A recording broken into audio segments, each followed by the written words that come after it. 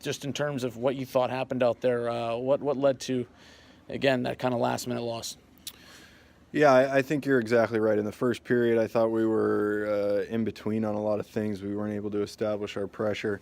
And ultimately, we weren't playing through bodies. And we challenged the group after the first to not allow Madison to push us around and to run us out of the building through the physical side of the game. Once we started to establish our game, we were able to get up, put more pressure on their D. It slowed down their transition game. We kept their speed in front of us.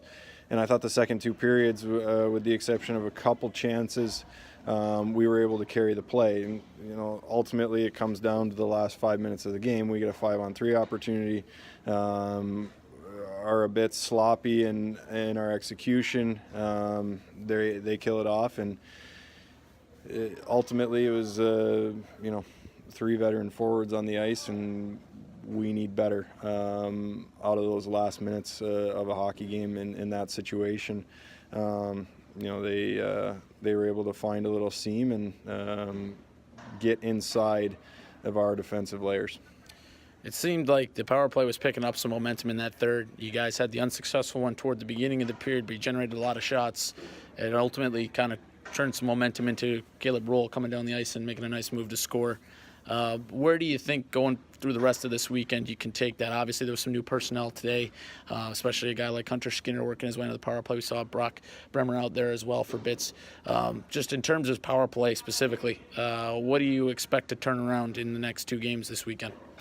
Yeah, our power play is very similar to our 5-on-5 game. When we're hard on pressure, we're outnumbering loose pucks, and then we allow the puck to do the work when we get possession. It looks pretty good. We start to create opportunities for ourselves. We had a goal that was called off. I think the ref lost sight of it there. But, for 2 new guys being slotted in, I thought we generated some chances. But ultimately that 5-on-3 is the difference in the game. It's a prime opportunity for us to get the goal that we need, desperately need, and like I said, we weren't able to execute, and we have to be better in those situations. Wins are tough to come by, and we're evidence of that. You get an opportunity like that, you have to take advantage. You have your best players on the ice. In a situation that we've practiced and walked through, I thought we started to try to force it. Maybe it's a byproduct of where we're at in the season and in the standings, but we were not able to calm the puck down and execute like we should have. And then, again, touching on that a little bit, it's a tough loss, just the way it broke down. Obviously, any loss is tough. But, again, you kind of have an opportunity here to turn around. You get an off day tomorrow, even though there's a long travel tonight.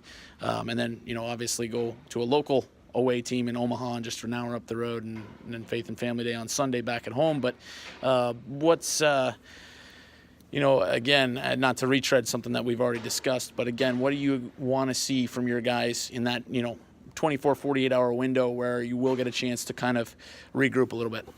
The biggest thing for me is our ability to play in the offensive zone and use our skill and our speed is dependent on our willingness to work and compete, and not just sometimes, but all the time. And I thought in stretches we were good at that tonight. In stretches we weren't. We gave up a goal on a rush where we're not back checking all the way. I mean, it's we're well past the halfway point of the season. Quitting on a back check is unacceptable. And I think that is what we've talked about a lot, is all the time. And we had an effort a couple weeks ago where we were able to play 60 minutes and stay locked in, and there can't be exceptions to that. We have to play 60 minutes in order to find victories, and Saturday and Sunday are another 2 opportunities for us to do that. There will be movement going on. There will be players coming in and going out, but we have to build the right culture, and the culture, any successful culture is built on kids and people that are willing to work and compete every day, that aren't satisfied, aren't pouting about their situation, but are willing to get better every single day, and ultimately that's why we're all here.